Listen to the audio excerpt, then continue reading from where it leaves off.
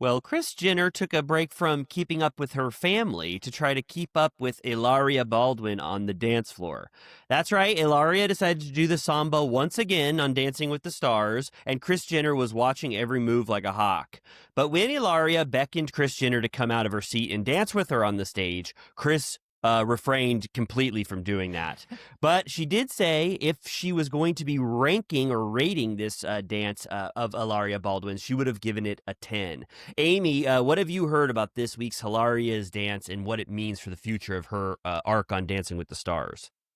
The judges seem pleased. I remain unmoved by her performance, but Really? that's just me. I have to immediately push back. Do you think? Did you watch? Yes, I saw this one. Is it true? I have to ask this first. First, I got to counter what you said. And second, did she do the samba twice? I never remember. I thought she did the dance samba type. first. Oh, okay, I thought she did. I thought she opened with samba. I And don't then think now you're she- allowed to do it again. Right, I know. I wouldn't think so. So my could be wrong. my reporting is wrong on this one. But don't you think that if you really liked Ilaria, like you were a huge fan, and she came out and she started doing this kind of shit, samba style stuff, wouldn't you be like, oh, I kind of liked it, but because maybe there's not a strong affinity for Hilaria, that you're kind of like, like, oh, she's not moving me. It's more that I had really high standards because she's ballroom trained. Like she almost should be disqualified from being on this amateur show. I think someone said that. I think someone like not Danielle Fishler or somebody said, hey, they said they're like, what the hell? I mean, she did, because she's done more dancing than Andy Richter has ever done. That's for sure. But then one of the Real Lives of Mormon Wives girls, she also has ballroom background, but she's like amazing.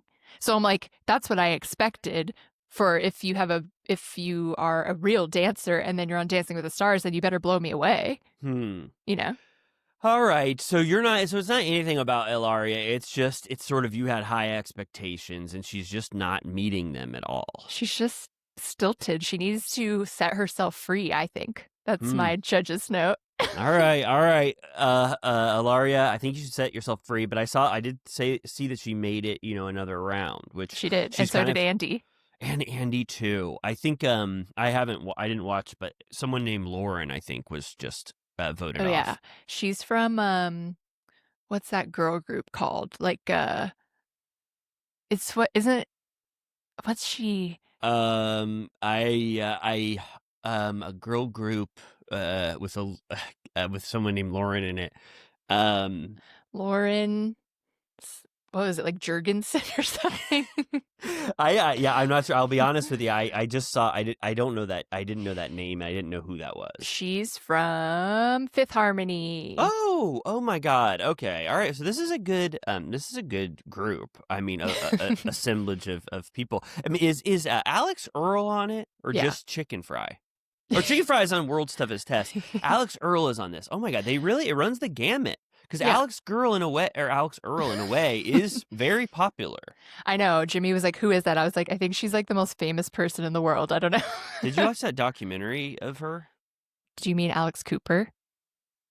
Oh my God. Who is Alex Earl? Common mistake. Who's Alex Earl? I think she also has a podcast, but she's like an internet person. Oh my God, I'm so sorry. We got to cut this out. Oh my God. That's a very common misconception. Oh my God, what the hell? And I think they had a tie at one point. Like Alex Cooper was like her mentor, and then they had a falling out, and they don't talk anymore. Oh my God! All right, well, I'm sorry about that. Did you watch the Alex Cooper documentary? Yeah, Megan made, or I watched it with Megan. It was really, it was harrowing. I was kind of I was going, what the hell is going to happen at the end of this thing? Well, great. Okay, all right. Well, I agree with you completely. I think that Kris Jenner, though, the judges were kind of looking at the Hilaria fans in the stands, and they must have saw Kris Jenner and they said, whoa, let's boost the ratings up a little. Don't you think there's a little bit of an allure to having such a powerhouse in the audience looking at them? I didn't know they were friendly like that. Did you see who Andy had in his row? I was gonna guess Conan, but no. Who was Not it? Conan, Johnny Knoxville. Really? He was Oh wearing my like a God. Go Andy t-shirt. Oh, that is so sweet. Wow. Oh, amazing. Well, Johnny Knoxville. Wow. He is awesome and very supportive of Andy Richter, it seems. Yeah. Andy is not good at dancing, but he's trying, and for that he gets my vote.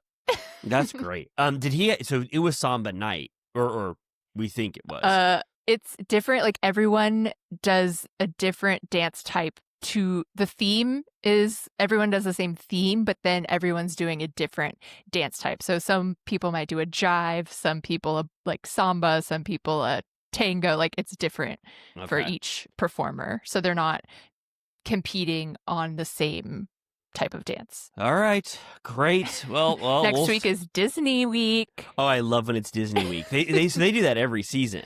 Oh yeah, they shoehorn in a Disney theme any way they can. Oh my God, I'll never forget Mauricio when he did I think, if I remember correctly, sort of a Fantasia inspired dance. So I can't wait to see what Hilaria does with Disney week. That'll be make or break, I think, for Hilaria. Do you think she'll do like a Jasmine look?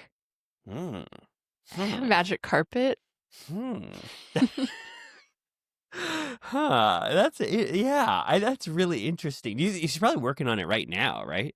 Definitely. Oh my God. She keeps saying that her uphill battle is that she broke her hip in her 20s from overuse. Whoa, she was using her hip too much? Didn't even know that was possible. Me neither. I was spared that.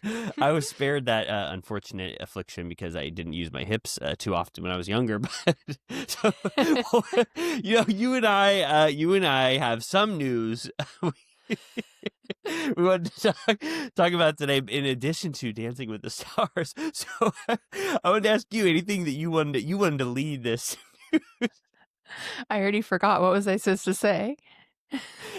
There's you guys, there's nothing. The world is crumbling at such a fashion that it's actually very hard to find Bravo crumbs amongst the rubble. It's very hard. Yeah, you did have one thing you were going to say.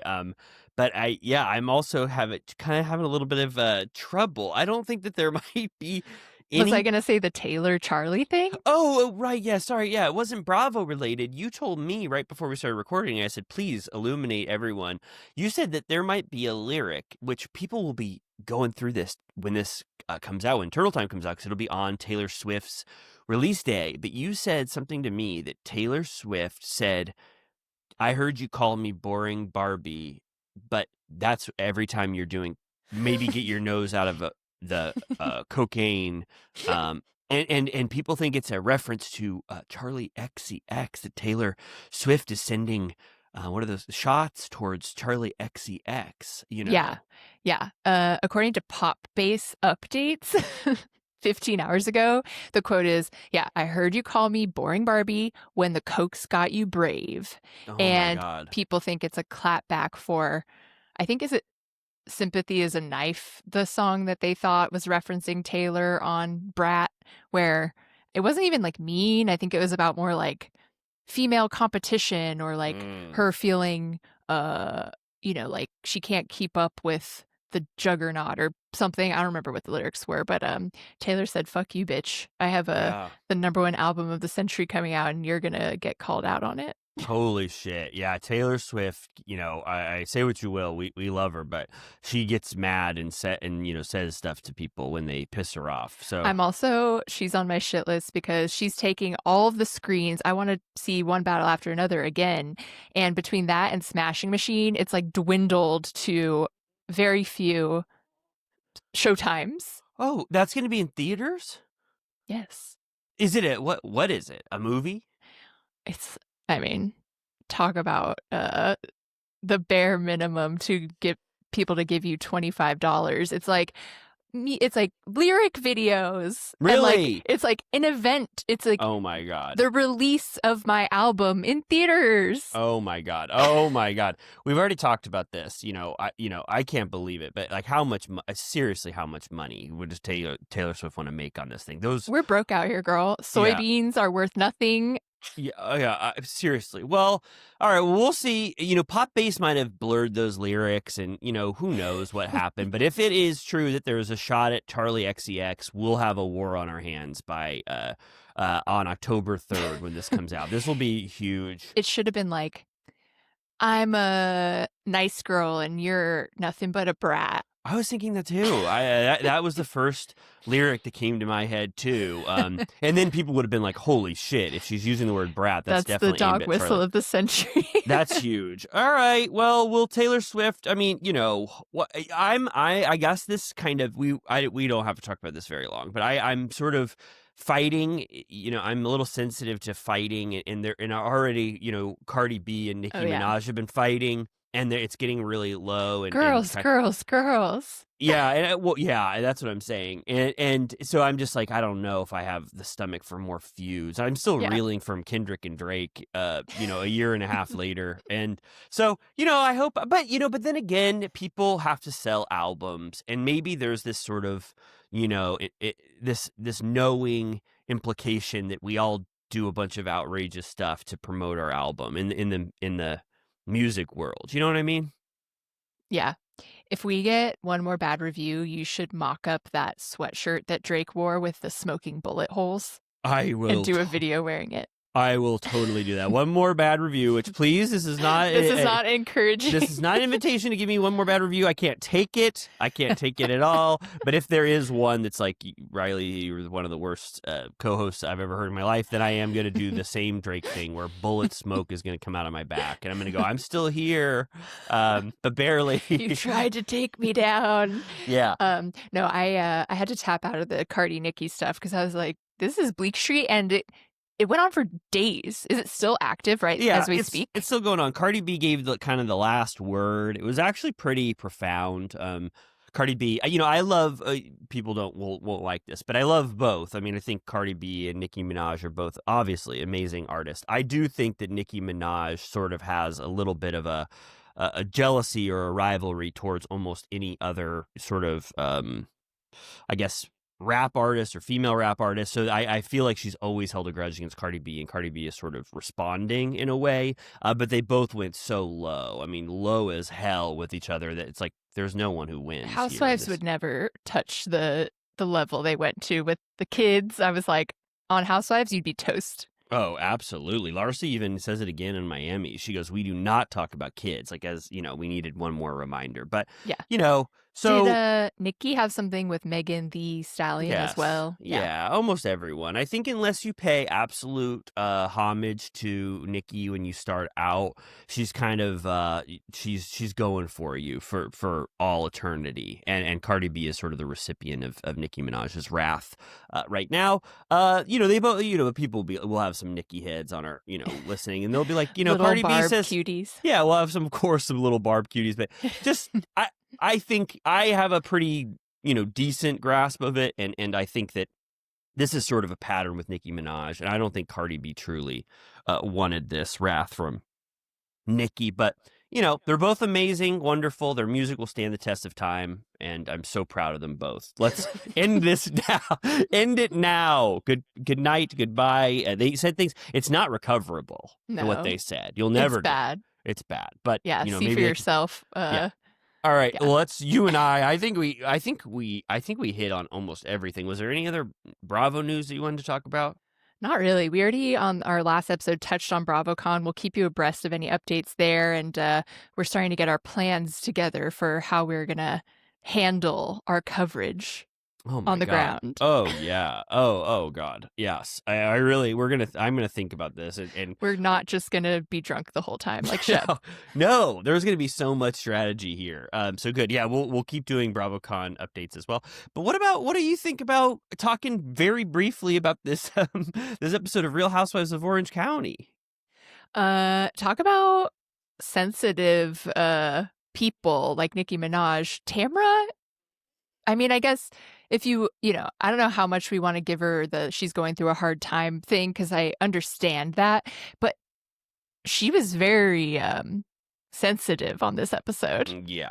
Yes, for sure. We'll say just up front, Tamara is grieving, but also Some of this stuff was just a little strange to have Tamra threaten to quit multiple times. You know, she's already threatened to quit once, and then she came back, and then she threatens to quit again because she heard secondhand that Heather said that she didn't trust her. I don't know. This entire episode, I was a little bummed out. It was kind of like the recording studio thing was starting to fizzle out. Yeah. So everyone said, let's go in our separate corners and spread new stuff about each other from those sleepover nights from 3 episodes ago, and then get the ball rolling again on new stuff. And the new revelations were the groundlings thing, which is not very interesting. And then we played questions. Emily and Gretchen and Heather played questions, which we didn't even see at the sleepover question game. And Tamra was the least trustworthy. It's like, why? Like, if it didn't happen organically at the minute that this came out, we don't need to hear about it 3 episodes later. And then it kind of just created a bunch of artificial conflict at this cake smearing event.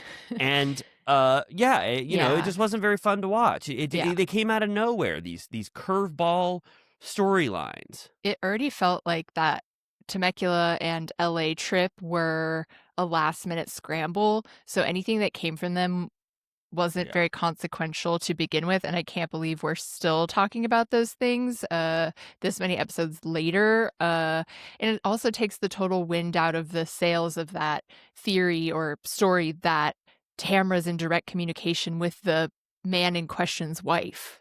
Yeah. You mean that because they have a friendship that doesn't mean that. Why would Tamra have made love to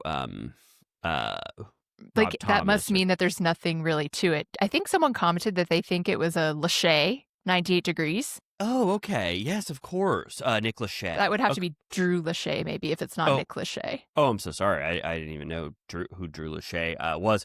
Yeah, you know, I figured that it's like when that is revealed, it's just not going to be that interesting. Like, you know, the way they're talking about this person, it's kind of just like if you know them, you maybe know them, or you know their group, but you might not know the specific member. But yeah, you're right. I think the rumor is probably not even true, the way Tamara is talking about it.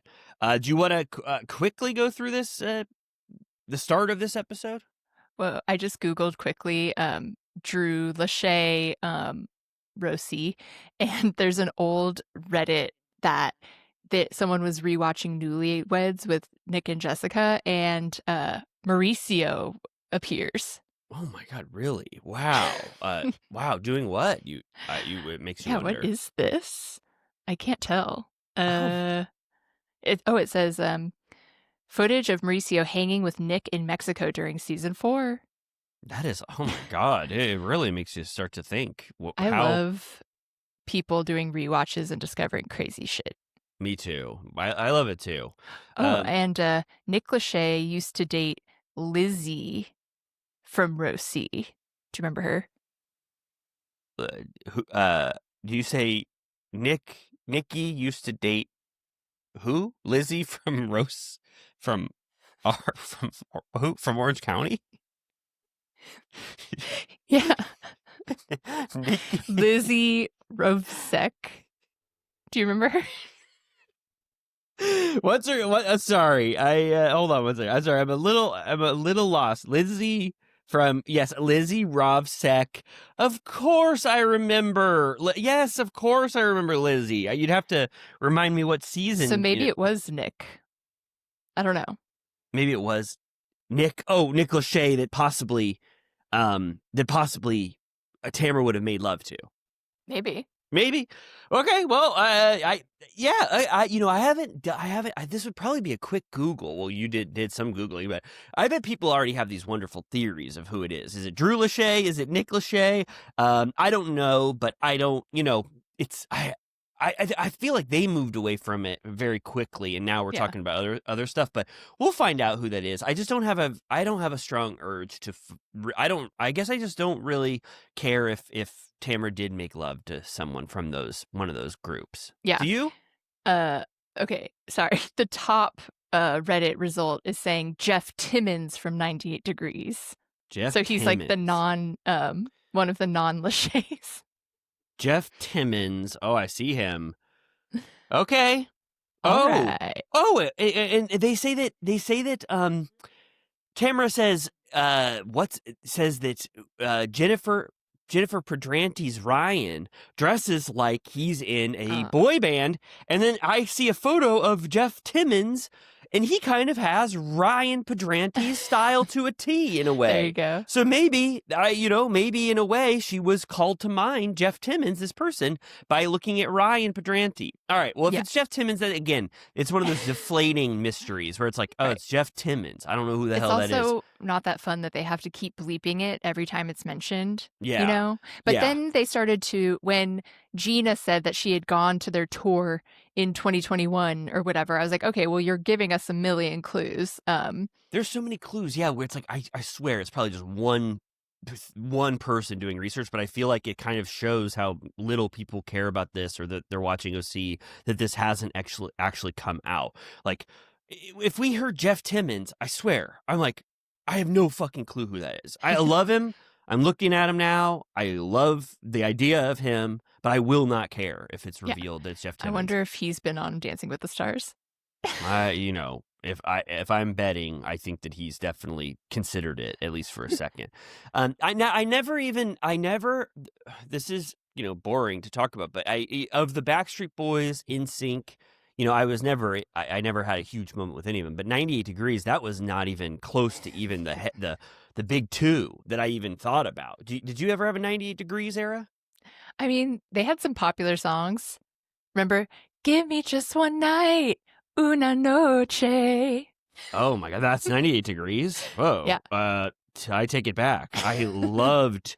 Una Noche. I loved Una Noche. What's I Do by 98 Degrees? 'Cause I do cherish you for the rest of my life. They're so cool. This is just give me just one night is Una Noche. Yeah. True to Your Heart, My Everything. Oh my God. All right, I need to go back. They were definitely like Bobo compared to the big two. Yeah, because Heather said, I don't even know who that is. And if you said Backstreet Boys or NSYNC, Heather knows who those are. They made it past that, a generational divide. All right, well, I think we solved the mystery here. If you think it's Jeff Timmons from 98 Degrees, let us know. But ultimately, I don't think it matters. And that's why they're kind of moving forward with Groundlings Gate and not trusting Tamra Gate, which is like, it's almost kind of so silly to watch Tamra spiral from people saying they don't trust her. I know. Like, of fucking course. No one trusts you. No one likes you. No one thinks that you're a good person, to be fully honest. Oh, I'm sorry. People just have been burned by Tamra so much. Heather has every right to never, ever forgive Tamra for the rest of her life. It's not that shocking. Yeah. They all admit it. Tamra is the clear villain of this franchise. She's been the villain for 15 years on this franchise. So it's like, huh? Are we in an alternate reality? She's supposed to be in an era of taking accountability, and you would think she would just be like, I'm really working on the reasons why you would say that or whatever. But she's like, fuck you. Yeah, it's it's kind of silly to go through this sort of perspective with Tamra, but she does say, we get a little extra clips from the tactical training where Tamra comes back in after storming off and goes in, by the way, I was planning a spring fling party and everyone's invited except for you, bitch. She says right to Gretchen. So she's kind of laying out the invite list right there. Everyone but Gretchen gets to go to this thing. Yes. And then it's Gretchen, and Gretchen is talking to Jen Pedranti about this, about how it's like that kind of sucked, but how she's fine not to go to the spring fling party. Anything else from that scene? Not really. Tamra tells Eddie all of this while she's wearing a "That's My Opinion" hat, and he's wearing one of those scary like Punisher t-shirts where like the skull is an American flag, and I'm like, Eddie scares me. Yeah, it's kind of jarring. It has Uncle Sam, and he's holding a skull, kind of like Hamlet, and he's crushing it in his hand. It's like, and what then the there are like hell? guns crossed on the sleeve, and I'm like, how many motifs can you have? Yeah, it looks like Terminator 2 is Uncle Sam. It's like, what the hell does this mean, Eddie? We should reclaim Uncle Sam. Oh, he's so cool. We should make him sweet and cute. We have cherubic little cheeks and Like a Funko. like a total Funko Pop Uncle Sam. He's cute. He's kind of wise. Is there any way to make him kind of look like cute? I don't know. Let's really think about that. Like, because he's primarily known for either trying to get you to go to the war, or it's Uncle Sam is putting his hand in your pockets trying to take your hard-earned cash. For the IRS, he needs to do one or two other things that are kind of cute. Yeah. Like, I want you to have health care. Yeah, that's so sweet. And he has I'm just imagining him with a big, huge smile, sort of rosy cheeks, and he's saying, I want nice things for you. I want you to have a wonderful life in the United States. I want to get a picture of him. If I close my eyes, I'm like, Uncle Sam. I'm like, he's kind of looks a little mean. It's like ill-advised. Like, what would Don Draper say? It's like, say, why do you want him to be so scary? Yeah, he'd say, change it. He'd say, they'd go, IRS would be like, we got to change our mascot, Uncle Sam. And Don Draper would be like, this guy sucks. He looks mean. I'd say, he'd be like, Peggy Olson, you get on the case. And Peggy would do the most wonderful Uncle Sam you've ever seen. She'd be like, I have a date tonight. And he'd be like, cancel it. Cancel it. And she'd be like, shit, Don, okay, I love my career and I think of you as a mentor, so I will cancel my date. And the boyfriend would be like, damn it. Because he knows that Peggy secretly just wants to impress Don for the rest of her life. All right, well, what's your impression? What's your way to get Uncle Sam cute again? Make Uncle Sam cute again. Again, as if he had this cute era. But this Eddie shirt, it has a skull. It's foreboding. And then I got to say again, Tamara wearing this "That's My Opinion" hat. I've said it before. "That's my opinion" is not iconic. She just screamed 3 words at the top of her lungs. It's like if she made "fuck off" on her hat next season to commemorate her saying "fuck off" screaming at Gretchen. "That's my opinion" is just not that iconic of a moment to me that she screamed it. Screaming doesn't equate to iconic. So that's just my opinion on that. That's my opinion. That's my opinion. And then okay. she goes, "Oh right, sorry, you go ahead." No. This is just where she says Jen follows that Jeff Timmons' wife. I'm gonna bring that up later. And then the next scene is like such a waste of time. Heather and Shannon at an art class. Yes, they're doing, I think, kintsugi, which is the art of taking discarded objects or broken objects and repairing them and making art out of them. I know that because there is a Death Cab for Cutie album called that. So that? Yeah, that's the name of the album. A wonderful album. And then they just say, I didn't like Shannon doing this. Shannon, this made me upset. I was like, Shannon, you don't do this kind of stupid stuff. She goes, Heather, while you're doing kintsugi, I want to make you aware of some horrible thing that happened in Temecula. And Heather goes, my God, what is it? And she goes, guess what? Gina and Emily and Tamara were having quite a huge laugh at your expense about you going and taking Groundlings improv classes. And then they cut to the meanest clip you've ever seen. Heather is such a fucking target for this cast. It's insane. They bully her. They secretly hate her. They're jealous of her. And you watch them cackling at the idea of Heather being funny. Which it's so ridiculous to me for them to say that on this cast. Jennifer Pedranti making fun of Heather for not being funny. Like, what the hell are you talking about? Gina, you might be one fraction of a point funnier than Heather. I don't even know about that. The fact that they're poking fun at Heather for not being funny on this cast is so shocking to me, given Have you seen Jenny? Have you seen Hot in Cleveland? They're funny. It's so funny. Her timing is impeccable. I'm not even saying I think Gina is funny. She makes me laugh, and she loves Turtle Time. Well, she has like a goofier personality than Heather. She's fine, funny, and I could sort of imagine her at UCB 101, maybe. But I'm just saying, would you really want to dig in on your cast being the funny ones and Heather is not a part of that group? I really don't think we want to pull that thread. Yeah. No, it's just they want to take her down a peg, but we already did this. Like Heather thinks it's iconic to keep bringing up her IMDb, and I'm like, I can't go down this road again. I'm tired of that. I just don't understand it. It is bordering on bullying by being like, Heather is this prim and proper stick in the mud, who's rich as hell, and we all secretly hate her, so we're gonna make fun of her every time she's not in the room if we can. I just don't. I never Yeah. like it when Gina or Emily do it. And then Heather's hurt. She goes, that sucks. This reminded me so much of the when it ultimately comes back when Gina has to defend herself against Heather. I was like, this is the Ariana and Kristen fight in Vanderpump Rules about the sanctity of sketch comedy and who gets to do stand-up and why, and how deep in your soul comedy must reside for you to get up on stage and do improv. Like, this matter was ended definitively. Everyone was on Kristen's side. It was shameful when Ariana tried to say that UCB was this sacred ground in which only funny people could reside within it. It's such a weird moral high ground to try to take. Well, Heather clarified later in the episode that she had to audition for the group that she's in. So Heather is as funny as every single person has ever stepped foot on a groundling stage, or she's in the top 20%. I promise you, it means nothing. Yeah, she's up there with who are famous groundlings: Pee-wee. Pee-wee, definitely. I saw that in the documentary. Lisa Kudrow. You want me to look up a couple Kathy Griffin. Groundlings alums. Oh, you wait till we start saying these. I'm not saying she's obviously not. She's no Phil Hartman. She's no Chris Kattan.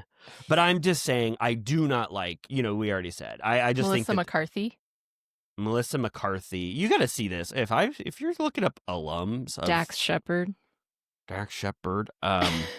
Octavia Spencer, Anna Gasteyer. Obviously Anna Gasteyer is probably funnier than Heather. But this is I think that it is noble that Heather wants to have this little spark in her career. It's so fun and of her to want to go on that groundling stage and participate in Black Friday musicals or whatever. It's just, Gina again just looks like a complete hater, which you should never want to be. And then Gina and Emily have a shopping scene, which is also just to relay information. Right. And it's Emily telling Gina, guess what? When we played questions at our sleepover, Tamara was deemed the least trustworthy by Heather and by me. And it's very weird of Emily to take on the mantle of saying, I'm going to throw Heather to the wind with Tamara by saying that Heather called Tamara untrustworthy when Emily said it herself, the exact same thing. Doesn't make any sense. Why would you want to bring this up when you have the exact same opinion of Tamara? Right. No, it was lame. Both of those scenes, I was like, all right, anyways. Then we get to Jen's son, Dawson, getting tatted up before he's a Marine, which I just checked Jen's Instagram before we started talking, and he was in his training with his shaved head doing lunges. And I was like, why is his mom there? Or did someone send her the video? Why was she on the grounds? But anyways, I'm a little concerned about how he's going to do, just judging by, in the Army, you don't get stuck with needles unless something goes really sideways. But I was like, if he's this, fragile, he's going to have to go through a lot. I was worried. I was worried too. I was like, Dawson, is this a combination of being filmed, wanting to appear tough on camera? You don't film a lot with your mom. It's obviously already kind of an uncomfortable situation. And then you're also scared of needles. Like, is this just a huge amalgamation or combination of like stressors? And then you're physically in pain. You're kind of holding tight or whatever. But it was scary. It was so scary to me to watch. He's getting 7777 on his body, and you could tell he was so nervous up front. He could barely speak. He was rattling his feet. He was shaking. They had to like distract him with conversation, and I think all of that just caused him to faint as he was being tattooed. But it was scary to watch somebody faint on camera. I know, especially because he was sitting down already, so it looked like extra fucked up because he didn't fall. He just was sort of like limp. But yeah, I just confirmed her birthday is in fact 7777. It is so strange of That's cool. Dawson. It's so cool. I mean, oh, that's the best thing I've ever heard. Oh yeah, that's one of the rarest birthdays. 777. Lucky to times 4. Yeah, the Pedranti parents must have been like, holy shit. Uh, They're like, it's 1977. This rocks. this is awesome. This is awesome. 777. It's so strange though for Dawson to be like, yeah, that's why I'm doing it. And it's like, you're getting 7777 on your body. That's your mom's birthday, and it has nothing to do with her. You just think it looks cool, or do I you feel think like he was being just trying to be? He was playing cool? coy. Yeah. So he did love his mom's birthday. Basically got a mommy tattoo. Oh, that's way sweeter. Wow, that's a sweeter read than I thought. I thought he was like, oh, these numbers mean nothing to me, and it's a good thing that it just happens to coincide with my mom's birthday. But you're saying he's a secret. He loves mom. Mommy's boy. I was a little underwhelmed by the design. I thought it would have a little more flourish to it. Yeah, no, I didn't. It was sort of like a sans serif, just straight clean 7s. Yeah, it was just clean 7s. I never really know. Lucky I'm not number 7. Lucky number 11. It kind of reminded me of that film. I never really understand. I'm not a tattoo guy, so unless me neither.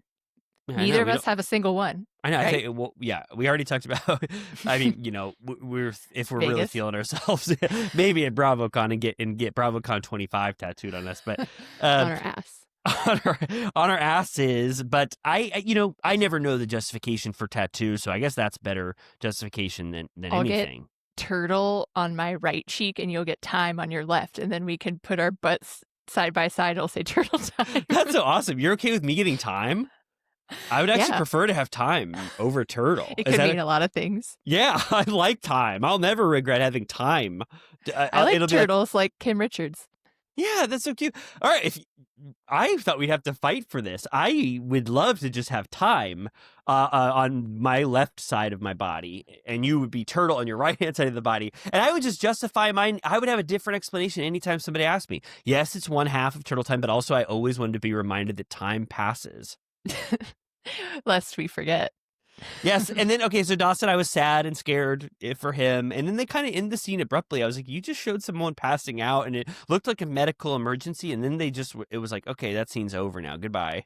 I know. I always wonder, I mean, I guess they're probably used to stuff like that, and because it didn't last very long, they didn't have to take any next steps, but I always wonder when I'm giving blood, because I've gotten faint a few times when I'm giving blood where, like, they've given me, like, an ice pack or something, because I'll flush, Mm-hmm. And I'm like, what would happen if I actually passed out? I mean, I guess they're medical people, so they'd probably just be like, you're fine, just sit down and recover for a minute. They wouldn't have to like call an ambulance or something. Yeah, you'd be surrounded by medical people, which is really nice. I've passed out twice in my life. Really? Yeah, from not eating in the morning, not eating food. Which times? Like, how old were you? I was in 10th grade, and I decided not to eat breakfast before going to a class. Wow, and very I had a dependent test. on breakfast. I really am. I learned that I have to eat within like probably an hour of waking up, because I've never repeated this mistake, or I only repeated it once. But yeah, I passed out in 10th grade chemistry class in front of everyone on the ground. Were they nice or mean? Everyone was really nice to me. My vision went black and white first, and I go, whoa. I go, that's really bad. And then I started walking. I Love Lucy. Yeah, I go, oh my God, I've never seen in black and white before. This must be really bad. And then I started going up to my teacher. I started walking to him, but I passed out before I made it to my teacher. And then Were I you just trying to woke say up. like, I need to go to the bathroom or something? Yes. I said, my vision is I wanted to say my vision is black and white. Something's really wrong with me. And then I just woke up, and I was sweaty completely, and everyone was staring at me. And then they got me on a golf cart and took me to the nurse's station. And then I think I just had low blood sugar, which I didn't know what that was. So if I go. Did you get to go home at least? I think I got to go home. To go home. And then it kind of ruined my fun. I was trying to be cool that year in 10th grade in chemistry class. I wanted to be sort of the cool chemistry guy, and I couldn't live it down for the rest of class. They go, Riley, did you eat your Cheerios this morning? And I would be like, yes, I did. I tried to play it off, but it kind of set me off on the wrong foot. Do you have your juice box? Yeah. I think I fainted also once in high school, but I was at a Subway, as in sandwich, and I So I was, I guess, about to eat. So I hadn't eaten, but it was during a phase when I was vegan, which Yeah. only lasted like 6 months, and I was like frail. Like I Mm-hmm. like couldn't do it. And yeah, I woke up on the floor and everyone in line at Subway was looking over me. Wow. And you were just trying to get food. We both had pass outs from nutrition, lack of something, Yeah. food. I also one time, at least, no, it was more than 10 years ago. It was probably like 2014. I passed out at Jimmy's old house that he lived in. I think I was hungover, not like to a crazy degree, but I was probably like dehydrated and just Mm-hmm. like whatever. And I was like walking down the hallway, and I was like, I'm going down. I don't know what I said, but I was like, oh. He ran over and like caught me before I hit the ground. I was like, what did I say? But I said something to the degree like, help. It's so crazy to pass out. I mean, so you and I both were probably feeling for Dawson in that moment. It's like, Yeah, it's just brutal. it's so shocking that your body can do that. Just be like, hey, I gotta go now. Cut the I gotta cord. Dead ass. I gotta reset some things on my end. You just go knock down to Hard the floor reboot. first. All right. Okay. Yeah. Well, that's All right. shocking. Well, Dawson, we stand with you. I hope We do. the army goes well for you, and it's Speaking not of a eating, weird time. Yes, of course. Good segue.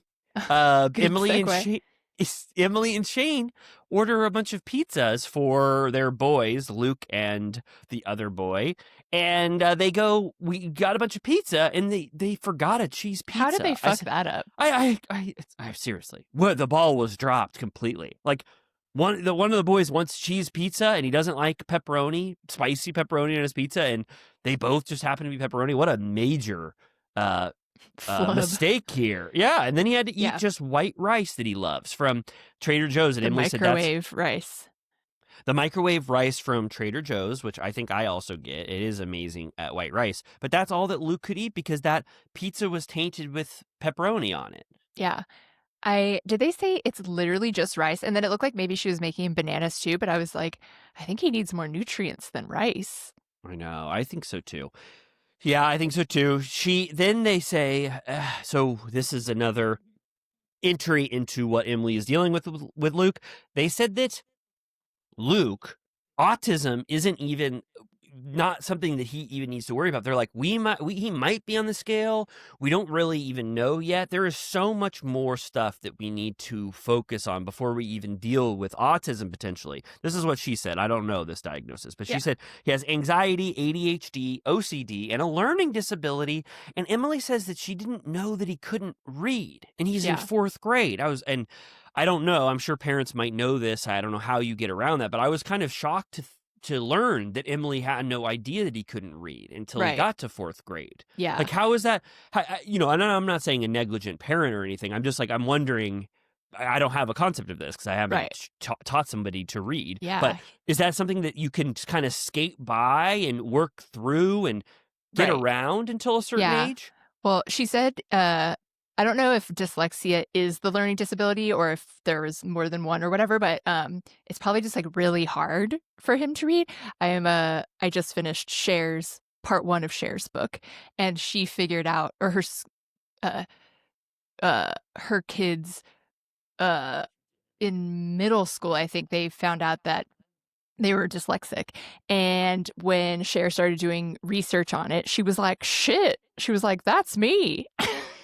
Because she's always struggled, and to the point where she was I heard her talk about reading the audiobook and how it was like a fucking nightmare because reading sucks. So part of the book is read by someone else, and but yeah, I was like, I bet there historically were so many people that were dyslexic and never got diagnosed, because I'm sure now we're way quicker to figure that stuff out than ever before. But gnarly. Yes. And they do say, Emily says to Shane, and he acknowledges it, that Luke is doing a lot better. So I feel like the therapy, learning what he likes and what he dislikes, something is working here. Because Emily felt a lot lighter when she was talking about this, which I was happy, because it was rough for her previously this season.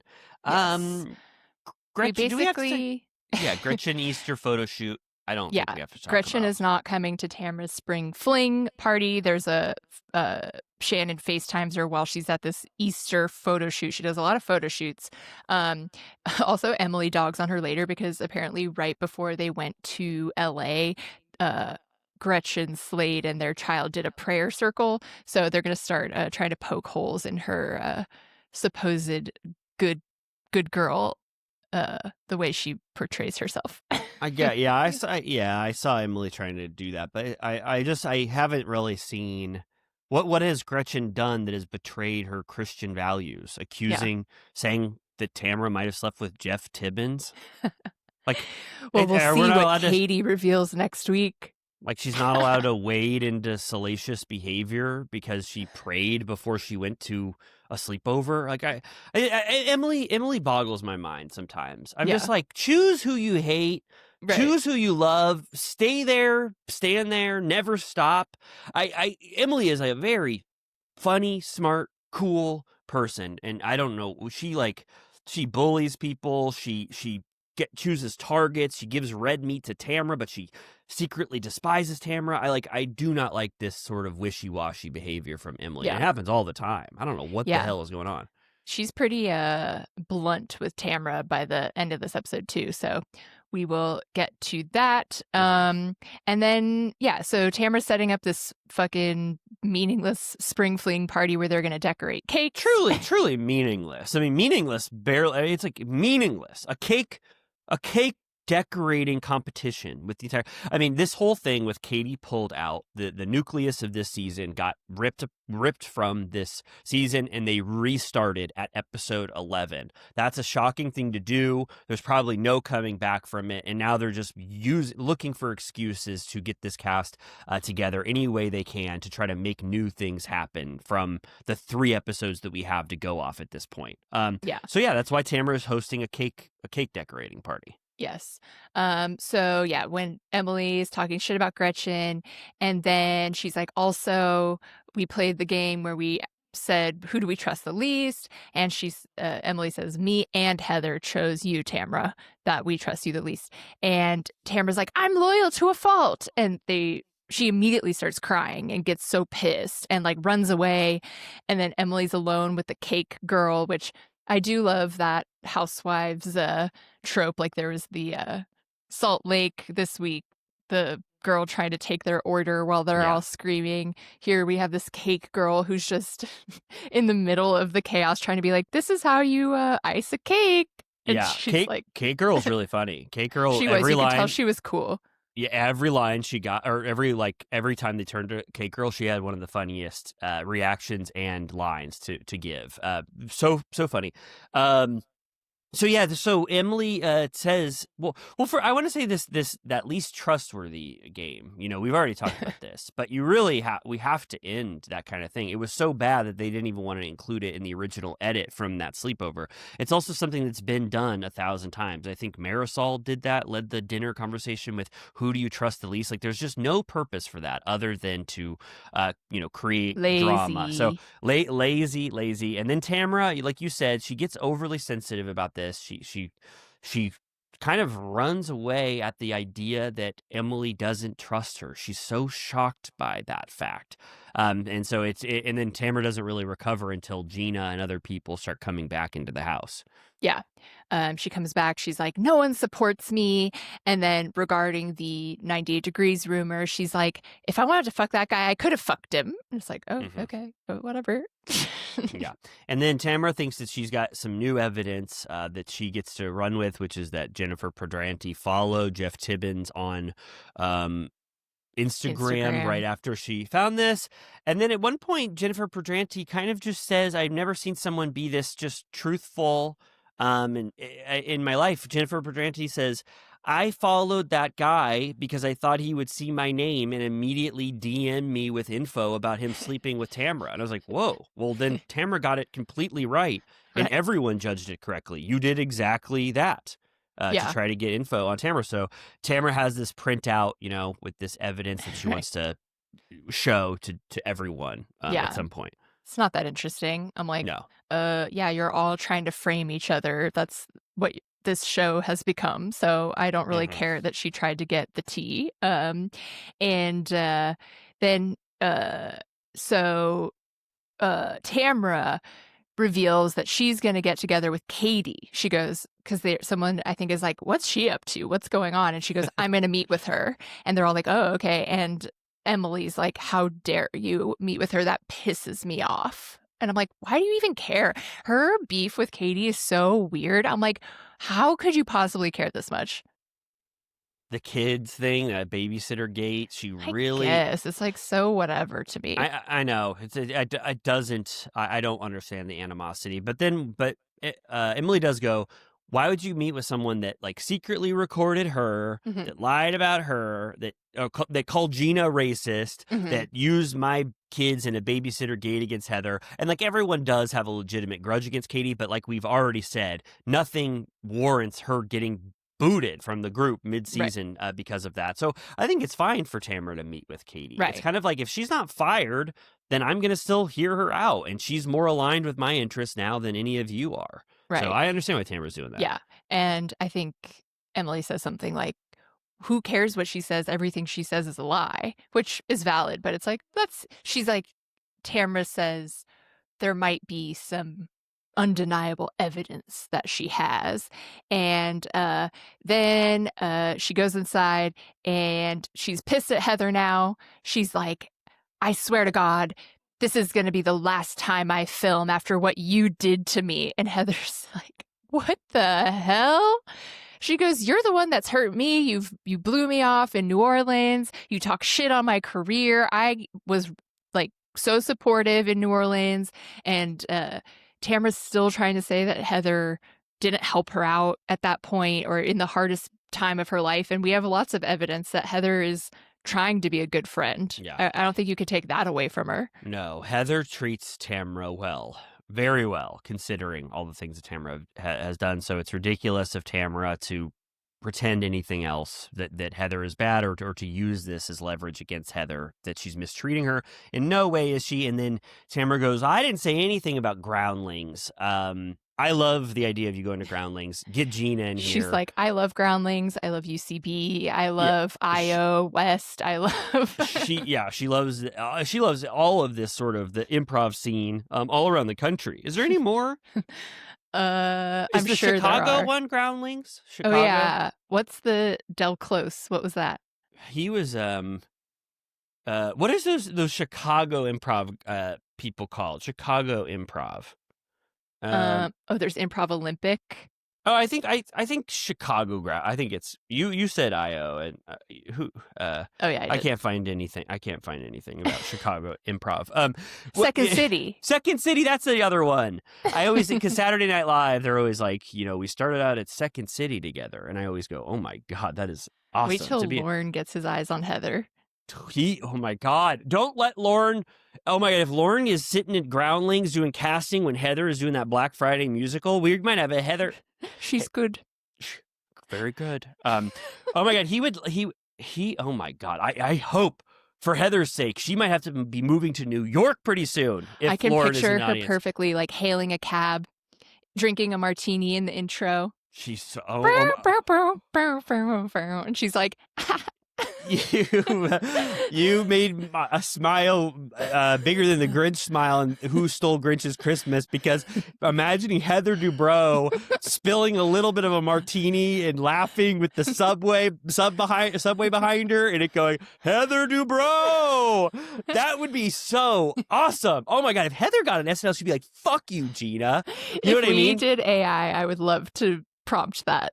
But I cannot. But I would love to. Well, we could do a shitty Photoshop of it. Heather Dubrow, and introducing Heather, live from New York. It's Saturday night. Oh my God. Oh wow. Well, yeah. I'm like, you better hope, Heather, your life is going to change if Lauren ever goes to a show at the Groundlings pretty soon. Gina goes. Gina, this is inexcusable to me. I can't. I've already said it 100 times. I can't stand this. She goes, you're not funny. I don't think you're funny. Rude.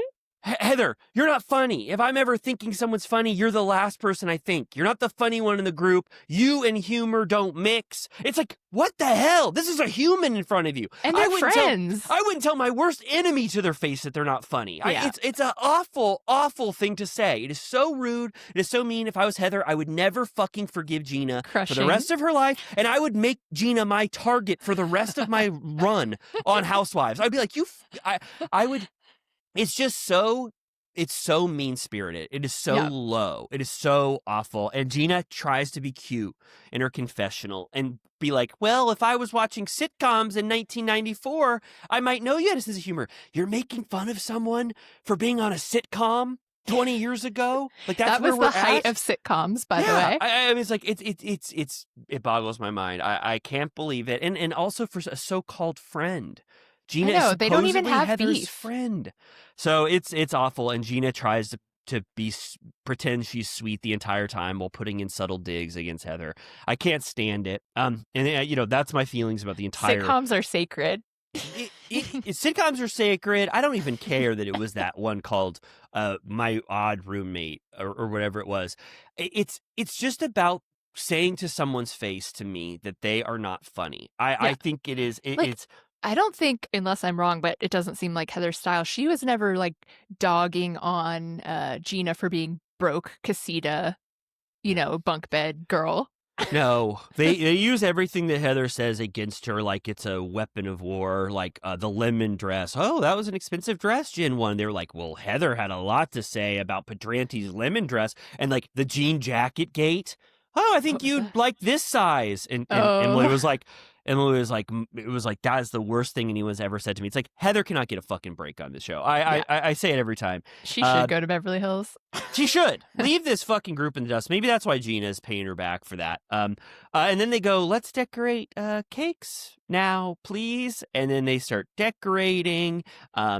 Jen, Tamara brings up Jen following Jeff Timmons. And Jen says, she says, yes, I did that. But, the gall of you to print it out on paper. You go very low. And Tamara's like, who cares if I print it out on paper? I'm old. I need to see it on paper. And also, everyone else leaves.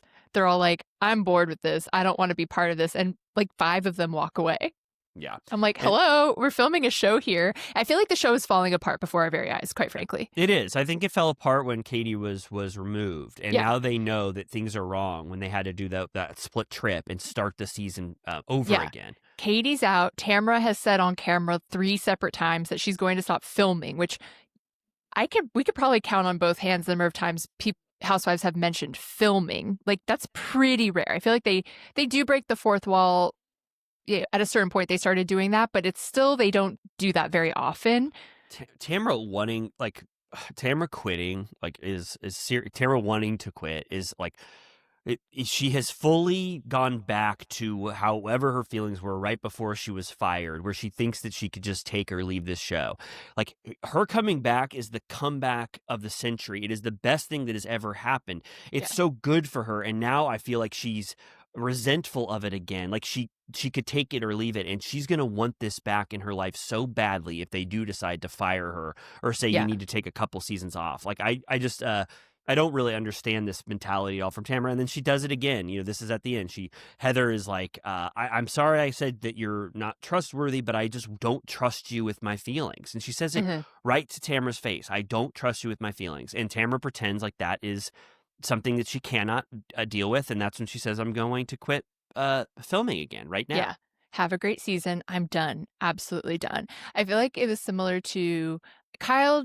I don't think actually said anything about quitting, but remember at that party where she storms off and Dorit chases her in a robe or whatever, because Kyle doesn't need to be on the show either. I mean, probably less than anyone because she's rich as hell.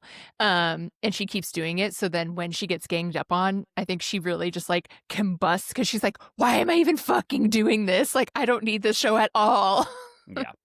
Yeah. I think you're right. But there is so much, there's an allure, to being on this show. And I think people, especially Kyle, is probably like, I've done this for so long. But I think that even Kyle, if she took 2 seasons off, she would want to be back on it. Like, there is Yeah. just something so, I think, fun for them to I actually think be a it's part of this addicting cast. too. Yeah, totally addicting.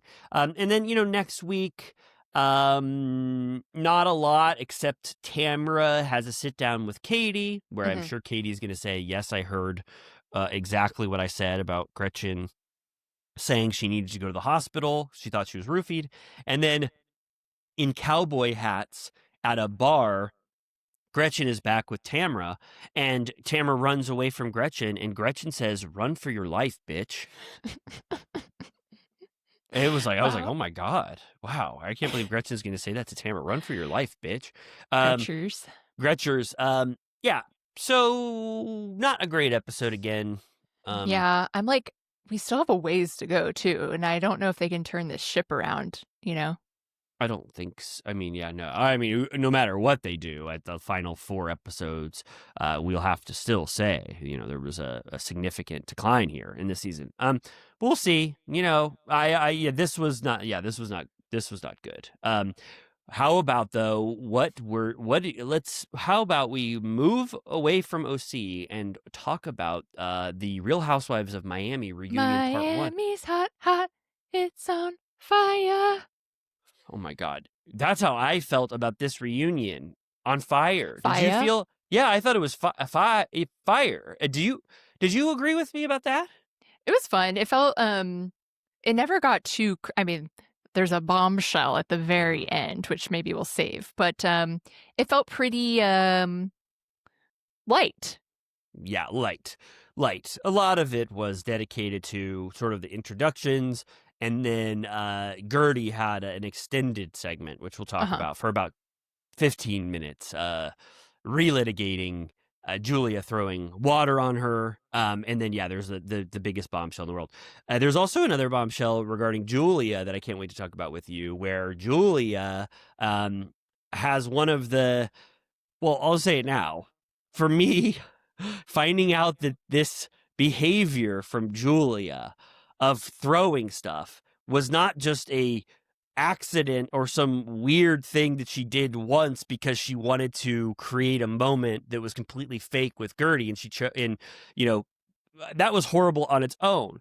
But it's actually a pattern with Julia that she's done these very lame fake freakouts many times before, twice, and they're so bad and lame and stupid that they have to edit them out from the final season so that no one sees them, because the editors are like, this looks so fake, take it out. And so we're only finally seeing the one that we got to see from Julie, where she does this for a third time. I could not believe that. I mean, that is all you need to see for me to be like, Julia needs to cool off for 2 or 3 seasons. Take 3 seasons off. I was stunned by that fact. Yeah. That Julia had been doing that all this time. There was also montages beyond Julia where they were like, there's a history of this group throwing objects. There were like 10 times. Yeah, where they've had to remove it from the cut. So, I don't know how, adherent we have to be to the actual, plot of this thing. What was the big standout that you loved? Let's talk about this set. Miami rooftop. Yeah. What did you think about that? Yeah, it looked nice. I couldn't tell what the color code was, except maybe just bright colors. Everyone was wearing something different.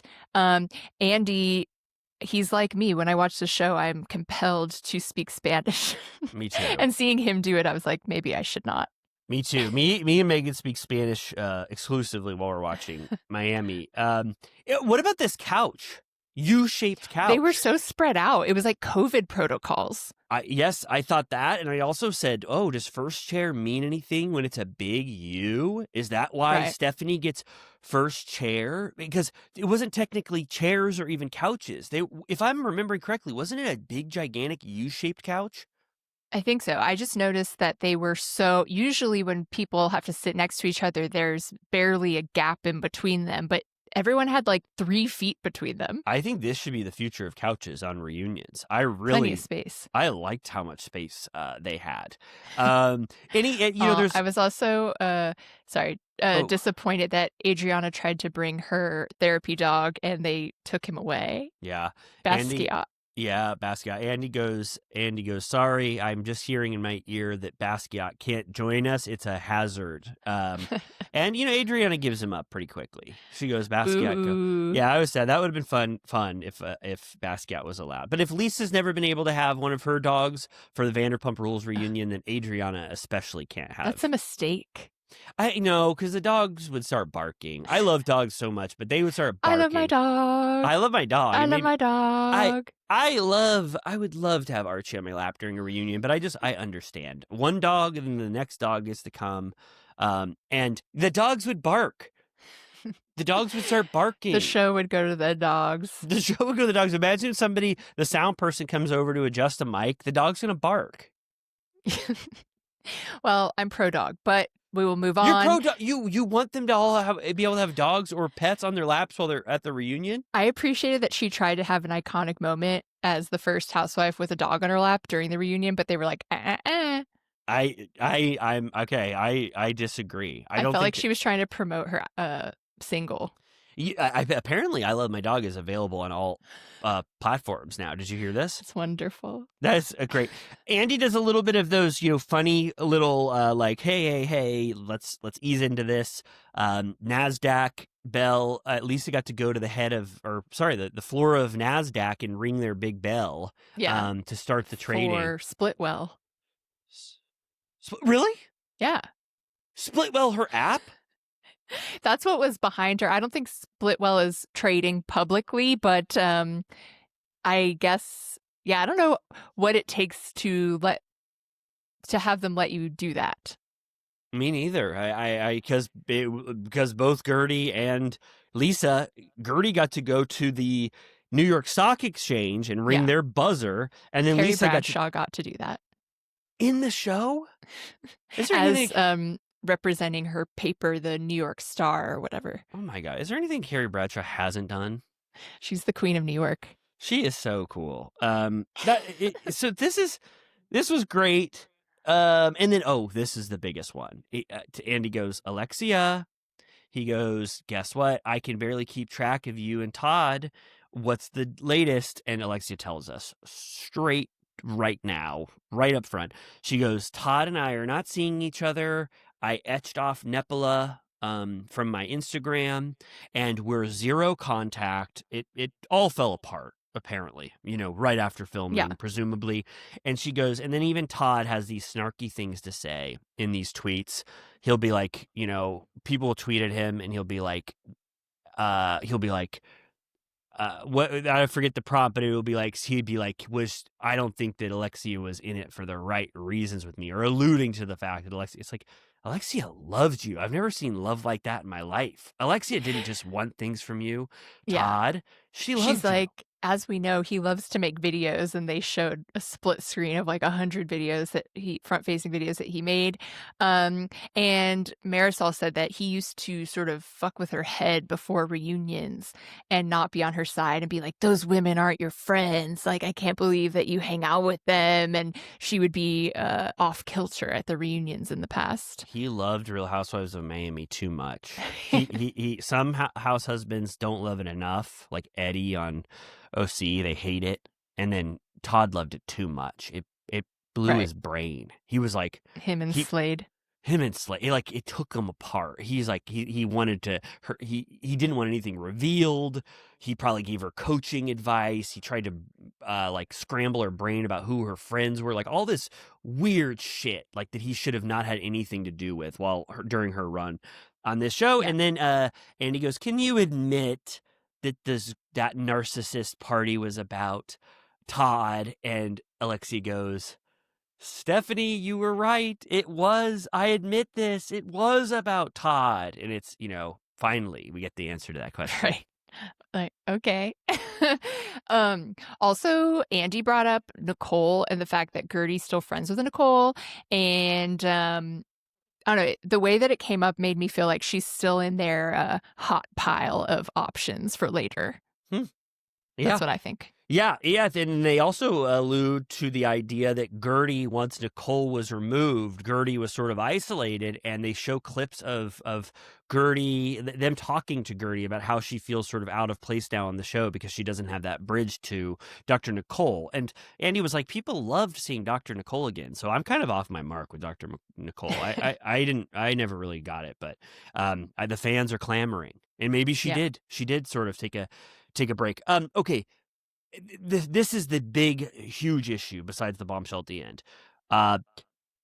Andy says that there was, from the audience, that it seemed like the cast members didn't react enough when Gertie got water poured on her by Julia, which we at the time really talked about and dug in about the fact of how disrespectful that was, almost fireable for how lame it was, out of nowhere, unjustified. But I do think that Gertie is using this for a really long time and not moving past this to keep this a central force as part of her storyline by not forgiving Julia so they can't move on. Because there was a lot of counter evidence as Alexia and Larsa and everyone said, hey, we supported you. Marisol, we hated it. We talked about it. We despised what Julia did. Please. We even chastise her in the moment. There's like clip after clip after clip to kind of dispute what Gertie is saying about all of this stuff.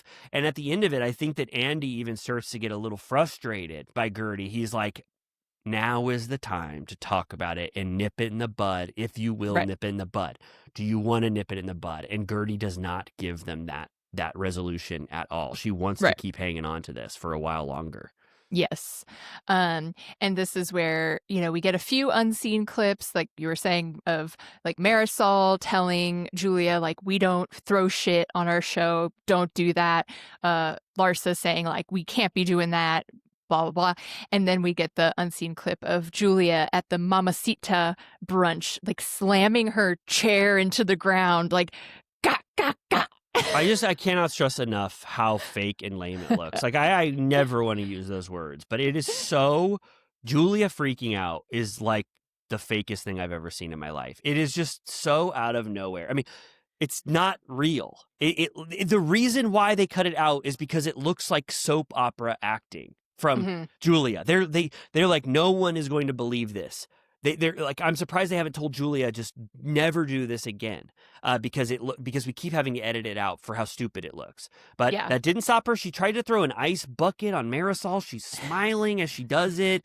Right. It's horrible, horrible stuff. It's all I needed to be like, it's time, Julia. Julia, it's time for her to go for a little bit. I have to say, Gertie v. Julia is a flop lineup. Well, it's not good to watch because they're both just not great at expressing their point. Gertie and Julia both need to be put on pause. I'll just say it. It's my true feelings. Yeah. It's your truth. It's my truth. Stephanie is amazing. She's a wonderful cast member. Oh my God. When you look at Stephanie, I'm just like, Stephanie, holy shit. First chair. Everything you did was perfect. I loved everything about Stephanie, really. Like, she's a perfect new cast member. You keep Stephanie, you fire Gertie and Julia, be like, hey, they had some unresolved issues. We can't make it work. Gertie and Julia, you're put on pause. Get 2 new cast members. Keep Adriana. I have to keep Adriana. I know that she's on the bubble, but keep Adriana. Everyone else can stay. This is an amazing next season. Just get 2 new people in there to start new feuds and go nuts. You're going to have another great season of Miami. That's the advice I would give. But Gertie and Julia are the true centers of bad content there on this. I think so. Season. Yeah, so it's a little hard to watch. They do a little Stephanie segment, which is honestly just celebrating her triumphs. There's nothing really negative about it because she's pretty positive. She's just saying, my takeaway from doing the show is that I love all these ladies. It was awesome, and there's moments where Stephanie will say something, and Alexia is beaming at Stephanie, smiling bigger than I've ever seen. I'm like, oh my God, even Alexia turned towards loving Stephanie, and Stephanie has a good relationship with all of the cast members. Like, that's a perfect end to a season. Stephanie, you know she's getting a second season, and she didn't even have to create some fake conflict at the end to justify another season. She's content, she's happy, she's confident. She killed it. It's a great addition. I'm so proud of her. Andy was like, you came in so confident. He's so proud. He's like, what a slam dunk. Then we go over to Lisa. Andy jokes. He goes, when Jody went into that room and was talking about AC, was he talking about me? Yeah, fun. He kind of got her out of that one. He was like, it wasn't about cocaine, was it? Because I don't think Andy wants that, broached on the reunion. It's like, I don't need that smoke. No. And Lisa, it's pretty goofy for the most part. She, when they go, have you guys talked about marriage anymore? She's like, yes. And then she shows off her like ring finger, and everyone's like, what? And she's like, no, just kidding. And they're like, huh? Yeah, Lisa's not good at like cues or like what things mean. Basically, she said I was summoning a ring, hoping that it would pop on her finger. But I'm we're gonna like any day now we're gonna see Jody and Lisa smiling in front of some beautiful the wedding of the ocean. Century. Oh my God, I cannot wait. I hope we get invited. And then Lisa gets, this is her segment. Andy goes, what did you think about Martina with the surrogacy stuff? Because Lisa had a surrogate, and I forgot about that. Yeah, and Lisa goes, I was shocked. I couldn't believe it. I thought it was a joke or something. And then Julia again distances herself completely from Martina's comments, and she says she took it down. And then Andy goes, okay, enough about all that kind of stuff. He goes, you got a new godfather in your life, Julia, but did you ever think about a godmother in your children's lives? And Julia says, not once did I think of a godmother. And Adriana says, that stabbed me like the deepest dagger in my heart, because Adriana was never considered to be those boys' godmother. Yeah. She was like, you are the godmother of Basquiat, my dog.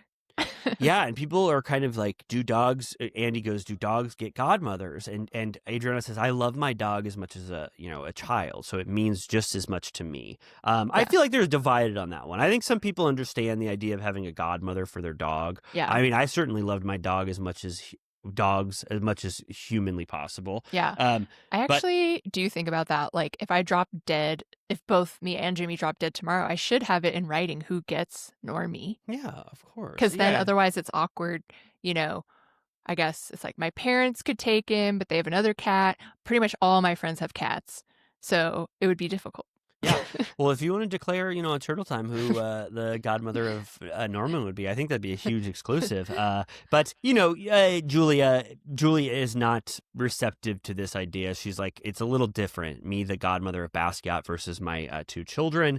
And then Adriana says like one more thing. She says, Andy, let me talk. She says, when I didn't have a problem with Julia and Alexia, but when she got with Marisol, I felt like Marisol brought the true spirit of being mean and bullying from Julia. Like, Marisol instigates the worst from Julia. And then this is when Julia says, I want to provide clarity right now for everyone. Andy, can I please provide clarity? And then Julia says, Adriana and I slept together in the Hamptons. Bombshell. Yeah. Hire me again. Yeah, a total, some might say, a pathetic attempt to get a second season by revealing some huge thing at the end of the run of a season, so that they'll have to bring you back. So you could talk about that. But I feel like this has not worked in the past. If I can think back to floundering cast members who tried to bring up some big bombshell at the end, if it saved them or not. But I want to say to Bravo producers, please don't let that be factored in. The fact that Julia and Adriana might have slept together in the Hamptons does not justify one more season of Julia being on the show after what she did. Was in my that opinion. Last season or 2 seasons ago? What? The Hamptons. It feels like a long time ago. Oh my gosh, I didn't even think about that trip. That I have to look at that trip again, because that's when Julia, they had to call 911 because she was so hungover. Oh my gosh, maybe she had to call 911. Oh my god, yeah, you just watched more recently. Maybe she was also thinking about that she had just slept with Adriana. I'm not sure how that, she's going to have to justify what that means. Adriana got mean to her after they made love, or it brought things to a head with her and Martina. I don't know. Of course, I'm sure there's things that happen, but I would not be like, okay, Julia automatically gets another season because she revealed this to me.